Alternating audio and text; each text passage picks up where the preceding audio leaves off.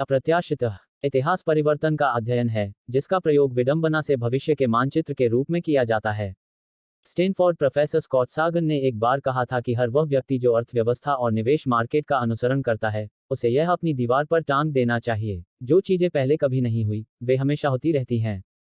इतिहास मुख्यतः आश्चर्यजनक घटनाओं का अध्ययन है, लेकिन यह निवेशकों और अर्थशास्त्रियों द्वारा अक्सर भविष्य के एक अखंडनीय मार्गदर्शक के रूप में प्रयोग किया जाता है। क्या आप यह विडंबना देख पा रहे हैं? क्या आप यह समस्या देख पा रहे हैं? आर्थिक और निवेश संबंधी इतिहास को सराहना होशियारी की बात है। इतिहास हमें हमारी अपेक्षाओं को जांचने में और लोग कहाँ गलती करते हैं, यह सीखने में सहायता करता है। साथ ही इतिहास हमें एक प्रारूप प्रदान करता है यह समझने के लिए कि क्या सही काम करता है। लेकिन किसी भी तरह से यह भविष्य का मानचित्र नहीं है। एक जाल जिसमें बहुत से निवेशक फंस जाते हैं, उसे मैं इतिहासकारों को ईश्वरदूत समझने का भ्रम कहता हूं। भविष्य की परिस्थितियों के लिए अतीत के डेटा पर अत्यधिक निर्भरता, वह भी एक ऐसे क्षेत्र में जहां नवीनीकरण और परिवर्तन उन्नति के संचालक हैं। आप ऐसा करने के लिए निवेशकों को दोष नहीं दे सकते। यदि आप निवेश को एक ठोस विज्ञान की तरह देखते हैं, इतिहास भविष्य के लिए आदर्श पथ प्रदर्शक होना चाहिए। भूवैज्ञानिक करोड़ों वर्ष पुराने ऐतिहासिक डेटा को देखकर पृथ्वी के व्यवहार के प्रतिरूप बना सकते हैं। अंतरिक्ष विज्ञान शास्त्री भी ऐसा कर सकते हैं। और डॉक्टर भी, क्योंकि किडनी 2020 में भी वैसे ही काम करती है जैसे 1020 में किया करती थी। लेकिन निवेश एक ठोस विज्ञान नहीं है। यह ऐसे लोगों का एक विशालकाय समूह है जो चीजों के बारे में सीमित जानकारी से त्रुटिपूर्ण निर्णय लेते हैं, जिसका उनके कल्याण पर बहुत बड़ा प्रभाव पड़ सकता है, और यह होशियार लोगों को भी व्याकुल, लालची या असुरक्षित बना सकता है। महान भौतिकशास्त्री रिचर्ड फेमन ने एक बार कहा था, सोचिए भौतिक विज्ञान कितना कठिन होता यदि इलेक्ट्रॉन्स की भी भावनाएं होती, और निवेशकों की भावनाएं होती हैं, वह भी बहुत सी। इसलिए उन्होंने जो अतीत में किया उसके आधार पर यह अनुमान लगाना कठिन है कि वे आगे क्या करेंगे। अर्थशास्त्र की आधारशिला ही यह है कि चीजें समय के साथ बदलती रहती हैं, क्योंकि अदृश्य शक्ति को अच्छा या बुरा कुछ भी अनिश्चित काल तक चलते रहना पसंद नहीं है। एक बार निवेशक बिल बॉर्नर ने वर्णन किया कि मार्केट महाशय कैसे काम करते हैं। वह एक कैपिटलिज्म एट वर्क, पूंजीवाद काम पर लगा है, का टी शर्ट पहने हैं और हाथ में एक हथौड़ा लिए हुए है। कुछ चीजें बहुत लंबे समय तक एक जैसी रहती हैं, जिसका मतलब यह है कि हम इतिहासकारों को ईश्वरदूत नहीं मान सकते। संपत्ति से संबंधी किसी भी चीज का सबसे महत्वपूर्ण संचालक वे कहानियां हैं जो लोग संपत्ति से संबंधी किसी भी चीज का सबसे महत्वपूर्ण संचालक वे कहानियां हैं जो लोग खुद को सुनाते हैं, और वे प्राथमिकताएं जो वे वस्तुओं और सेवाओं को देते हैं। ये चीजें हमेशा एक सी नहीं रहती। वे संस्कृति और पीढ़ी दर पीढ़ी बदलती रहती हैं। वे हमेशा बदलती रहती हैं और बदलती रहेंगी। जब संपत्ति की बात आती है, हम अपने ऊपर जो दिमागी चाल चलते हैं वह उन लोगों की हद से अधिक प्रशंसा करना है जो हमसे पहले यह कर चुके हैं।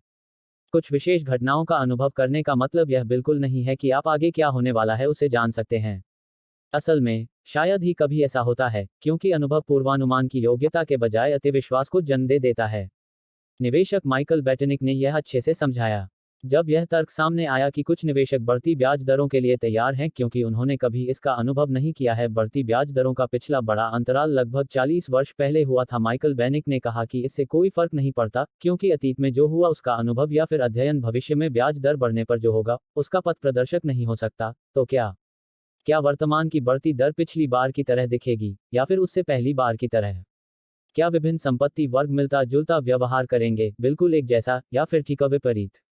एक तरफ वे लोग जो 1978, 2000 और 2008 की घटनाओं के बावजूद भी इस दौरान निवेश करते आए हैं, उन्होंने काफी विभिन्न मार्केट का अनुभव किया है। दूसरी तरफ, क्या यह संभव नहीं कि यह अनुभव अतिविश्वास को जन्म दे सकता है, या यह मानने से चूकना कि आप गलत हैं, या पिछले नतीजों पर अटके रहना? जब आप निवेश इतिहास पर भविष्य में होने वाली घटनाओं के लिए हद से ज्यादा निर्भर करने लगते हैं, दो खतरनाक चीजें हो सकती हैं। एक, आप संभवतः उन बहिर्वर्ती घटनाओं पर ध्यान देने से चूक जाएंगे जो कांटे को सबसे अधिक घुमाती हैं। ऐतिहासिक डेटा में सबसे महत्वपूर्ण घटनाएं बहिर्वर्ती हैं, जो रिकॉर्ड तोड़ देने वाली घटनाएं हैं। यही घटनाएं हैं जो अर्थव्यवस्था और स्टॉक मार्केट में कांटे को घुमाती हैं। महामंदी, दूसरा विश्व युद्ध, .com बबल, 11 सितंबर 2000 के दशक के बीच में हुआ आवास संकट। बस मुट्ठी भर बहिर्वर्ती घटनाएं इसलिए बहुत महत्वपूर्ण भूमिका निभाती हैं क्योंकि उनके कारण बहुत सी असंबद्ध घटनाएं भी प्रभावित होती हैं। 19वीं और 20वीं सदी में 15 बिलियन लोगों ने जन्म लिया।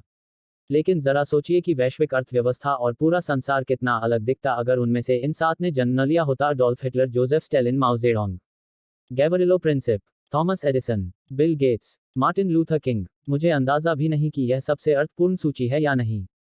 लेकिन आज विश्व के बारे में लगभग सब कुछ सीमारेखाओं से लेकर प्रौद्योगिकी और सामाजिक मानदंडों तक अलग में लगभग सब कुछ सीमारेखाओं से लेकर प्रौद्योगिकी और सामाजिक मानदंडों तक अलग होते अगर इन 7 लोगों ने अपना चिन्ह न छोड़ा होता।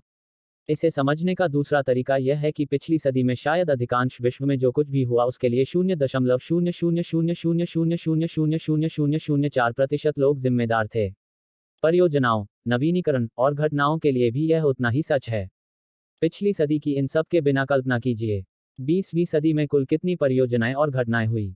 बिलियन, ट्रिलियन कौन कह सकता है, लेकिन मात्र इन 8 घटनाओं ने विश्व क्रम को अन्यों के मुकाबले कहीं अधिक मात्रा में प्रभावित किया। तुच्छ घटनाओं को कम आंकने का एक कारण यह है कि चीजें कैसे जमा हो जाती हैं, यह नजरअंदाज करना बहुत आसान है।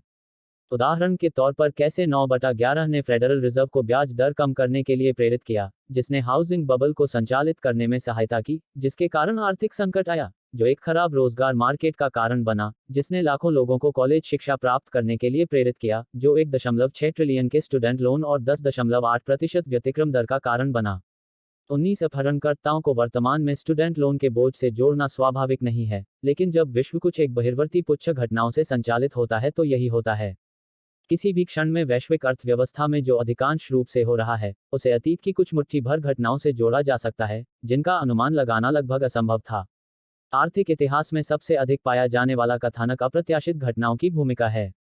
अप्रत्याशित घटनाएं इसलिए नहीं घटती क्योंकि हमारे प्रतिमान गलत हैं या फिर हमारी बुद्धिमत्ता में कमी है।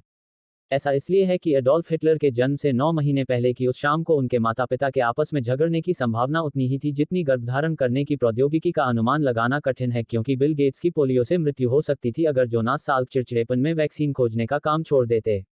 स्टूडेंट लोन की वृद्धि का अनुमान हम इसलिए नहीं लगा पाए क्योंकि 9/11 के दिन एक एयरपोर्ट सुरक्षा गार्ड उस अपहरणकर्ता का चाकू जब्त कर सकता था। बस इतना ही। समस्या यह है कि जब हम अपने भविष्य के निवेश प्रतिफल के बारे में सोचते हैं, महामंदी और दूसरे विश्व युद्ध जैसी घटनाओं को हम निकृष्टतम परिणामों के बारे में अपने विचारों के पथ प्रदर्शक के रूप में इस्तेमाल करते हैं। लेकिन ये रिकॉर्ड बनाने वाली घटनाएं जब हुई थी तो इनका कोई पूर्ववर्ती नहीं था, तो वे पूर्वानुमानकर्ता जो मानते हैं कि अतीत की सबसे खराब और सर्वश्रेष्ठ घटनाएं भविष्य की सबसे खराब और सर्वश्रेष्ठ घटनाओं से मेल खाएंगी, वे इतिहास का अनुसरण नहीं कर रहे हैं। वे अनजाने में यह मान रहे हैं कि अभूतपूर्व घटनाओं का इतिहास भविष्य में लागू नहीं होगा। नसीम तालिब अपनी किताब फूल्ड बाय रैंडमनेस में लिखते हैं, रोनिक मिस्र में लेखक नील नदी के उच्च जल स्तर को देखा करते थे और भविष्य की निकृष्टतम स्थिति का अनुमान लगाने के लिए इसका इस्तेमाल किया करते थे। ठीक ऐसा ही फुकुशिमा परमाणु रिएक्टर में भी देखा जा सकता है, जिसने 2011 में सुनामी की मार के कारण भयंकर विनाश का सामना किया। इसका निर्माण इस प्रकार किया गया था कि यह अतीत के निकृष्टतम भूकंप को झेल सके, और निर्माणकर्ताओं ने उससे अधिक की कल्पना नहीं की थी और न ही यह सोचा था कि अतीत में हुई निकृष्टतम घटना भी अप्रत्याशित थी, जिसका कोई पूर्ववर्ती नहीं था। यह विश्लेषण की विफलता नहीं है, यह कल्पना की विफलता है। यह समझना कि जरूरी नहीं कि भविष्य अतीत के जैसा ही दिखे, यह एक विशेष कौशल है जिसे आमतौर पर निवेश पूर्वानुमानकर्ता समुदाय अधिक अच्छा नहीं समझता। मैं 2017 में न्यूयॉर्क के एक रात्रि भोज में गया। वहां डैनियल कहनमैन से पूछा गया कि जब पूर्वानुमान गलत निकले जो निवेशकों को क्या करना चाहिए। उन्होंने कहा, जब भी हम किसी बात से आश्चर्यचकित होते हैं, तब भी जब हम यह मानते हों कि हमसे गलती हुई है, हम कहते हैं, ओह, अब मैं ऐसी गलती फिर नहीं करूंगा। लेकिन वास्तव में जब हम कोई गलती करते हैं क्योंकि हम किसी चीज का अनुमान नहीं लगा पाए, तो जो सीख हमें लेनी चाहिए वह यह है कि संसार के बारे में लगाना कठिन है। यह अप्रत्याशित घटनाओं से मिलने वाली सही सीख है। संसार अप्रत्याशित है। अनुमान अप्रत्याशित घटनाओं से मिलने वाली सही सीख यह है कि संसार अप्रत्याशित है। यह नहीं कि हम अतीत की अप्रत्याशित घटनाओं को भविष्य की सीमाओं के पथ प्रदर्शक की तरह इस्तेमाल करें, बल्कि यह कि हम अतीत की अप्रत्याशित घटनाओं को यह स्वीकार करने के लिए इस्तेमाल करें कि हमें बिल्कुल अंदाजा नहीं है कि आगे क्या होगा। भविष्य की सबसे महत्वपूर्ण आर्थिक घटनाएं जो कांटे को सबसे ज्यादा घुमाएंगी वे हैं जिनके बारे में इतिहास हमें कोई मार्गदर्शन नहीं देता। वे अभूतपूर्व घटनाएं होंगी। उनके अभूतपूर्व स्वभाव का मतलब है कि हम उनके लिए पहले से तैयार नहीं होंगे, जो उन्हें प्रभावशाली बनाने का एक बड़ा कारण है। यह मंदी और युद्ध जैसी भयानक घटनाओं और नवीनीकरण जैसी महान घटनाओं दोनों के लिए सच है। मैं इस अनुमान को लेकर आश्वस्त हूं क्योंकि इतिहास के हर मोड़ पर अगर कुछ अचूक रहा है तो वह यह है कि अप्रत्याशित घटनाएं कांटे को सबसे अधिक घुमाती हैं। 2. अर्थव्यवस्था और स्टॉक मार्केट के भविष्य के लिए अतीत एक भ्रामक पथ प्रदर्शक हो सकता है क्योंकि यह आज के समय के सुसंगत संरचनात्मक परिवर्तनों को हिसाब में नहीं लेता। आइए कुछ बड़े वालों को देखते हैं। 401 के 42 वर्ष का है। रोथ आईआरए अधिक युवा है, जिसका निर्माण 1990 के दशक में किया गया। इसलिए आज के समय में अमेरिकी नागरिक सेवानिवृत्ति के लिए बचत कैसे करते हैं, इस बारे में व्यक्तिगत वित्तीय परामर्श और विश्लेषण की तुलना उससे नहीं की जा सकती जो एक पीढ़ी पहले सही लगा करता था। हमारे पास नए विकल्प हैं। काफी कुछ बदल चुका है। फिर कोटी लीजिए। 25 वर्ष पहले तक टाटा निशान भी नहीं था। या फिर उद्यम पूंजी को ही लीजिए। 25 वर्ष पहले तक इसका नामो निशान भी नहीं था। आज ऐसे एकल उद्यम कैपिटल फंड्स हैं जो एक पीढ़ी पहले के संपूर्ण उद्योग से बड़े हैं। 40 अपने संस्मरण में नाइक संस्थापक फिल नाइट ने व्यवसाय में अपने शुरुआती दिनों के बारे में लिखा, उद्यम पूंजी जैसी कोई चीज नहीं थी। एक युवा आकांक्षी उद्यमी के पास बहुत कम विकल्प थे और उन सभी विकल्पों पर जोखिम को नापसंद करने वाले ऐसे द्वारपाल तैनात थे जिनकी कल्पना शक्ति शून्य थी। दूसरे शब्दों में, बैंकर इसका मतलब यह है कि स्टार्टअप किस प्रकार वित्तपोषित होते हैं, इस बारे में कुछ दशकों पहले तक का ऐतिहासिक डेटा अब पुराना हो चुका है। निवेश चक्रों और स्टार्टअप विफलता दर के बारे में जो हम जानते हैं उसके पीछे सीखने के लिए इतिहास का एक सुदृढ़ आधार नहीं है, क्योंकि आज के समय में जिस प्रकार कंपनियां वित्तपोषित की जाती हैं वह एक नया ऐतिहासिक प्रतिमान है। या फिर सार्वजनिक मार्केट को लीजिए। S&P 500 ने 1976 तक वित्तीय स्टॉक सम्मिलित नहीं किए थे, अब वित्तीय स्टॉक सूचकांक का 16% हैं। प्रौद्योगिकी स्टॉक्स का 50 वर्ष पहले नामो निशान नहीं था। आज वे सूचकांक के 5वें हिस्से से अधिक हैं। समय के साथ लेखांकन नियम बदल चुके हैं। साथ ही प्रकटीकरण, लेखा परीक्षण और मार्केट द्रव्यता की मात्रा काफी कुछ बदल चुका है। यूएस की मंदियों के बीच का समय पिछले 150 वर्षों में नाटकीय रूप से बदल चुका है। यूएस अर्थव्यवस्था मंदियों के बीच का औसत समय देर 1800 में 2 वर्ष से शुरुआती 20वीं सदी में 5 वर्ष और पिछले 50 वर्षों में 8 वर्ष तक बढ़ चुका है। मेरे इस किताब को लिखने के समय ऐसा प्रतीत हो रहा है कि हम हैं दिसंबर 2007 की पिछली मंदी से अब तक 12 वर्ष बीत चुके हैं। मंदी की ओर अग्रसर गृह युद्ध के पहले से अब तक मंदियों के बीच में यह सबसे बड़ा अंतराल है। मंदियों के कम होने को लेकर अनेकों अवधारणाएं हैं। उनमें से एक यह है कि फेड व्यवसाय चक्र का प्रबंधन करने में बेहतर है, या कम से कम उसे विस्तृत करने में। दूसरी यह कि सेवा उद्योग की तुलना में भारी उद्योग में तेजी और मंदी अत्युत्पादन की अधिक संभावना है, जो पिछले 50 वर्षों से वर्चस्व रखती आ रही हैं। निराशावादी धारणा यह है कि हालांकि अब मंदियां कम होती हैं, लेकिन जब वे होती हैं तो पहले से कहीं अधिक शक्तिशाली होती हैं। हमारे तर्क के लिए यह अधिक मायने नहीं रखता कि बदलाव किस कारण आया। जो मायने रखता है वह यह है कि बदलाव स्पष्ट रूप से आया है।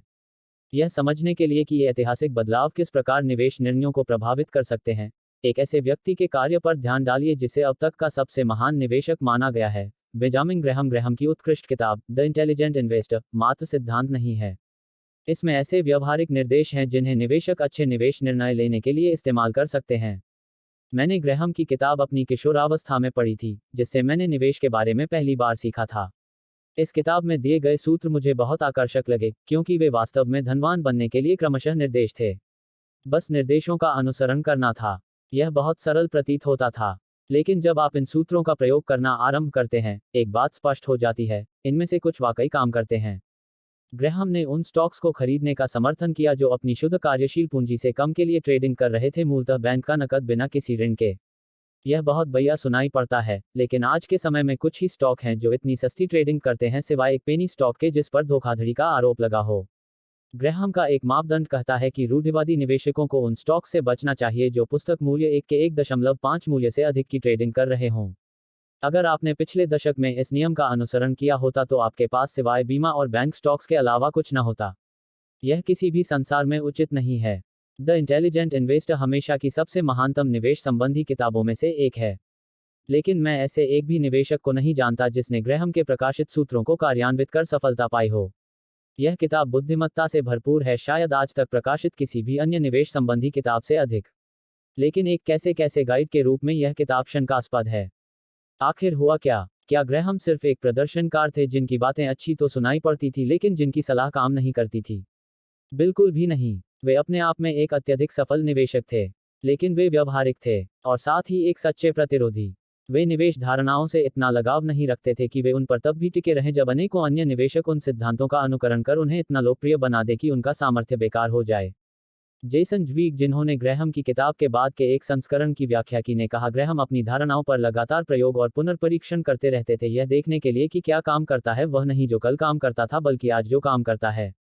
द इंटेलिजेंट इन्वेस्टर के हर एक संशोधित संस्करण में ग्रैहम ने पिछले संपादन के सूत्रों को हटाकर नए सूत्रों को डाल दिया, एक तरह से यह घोषणा करते हुए कि वे अब काम नहीं करते। या फिर वे अब इतनी अच्छी तरह काम नहीं करते जितना पहले किया करते थे। अब ये सूत्र हैं जो बेहतर काम करते हैं।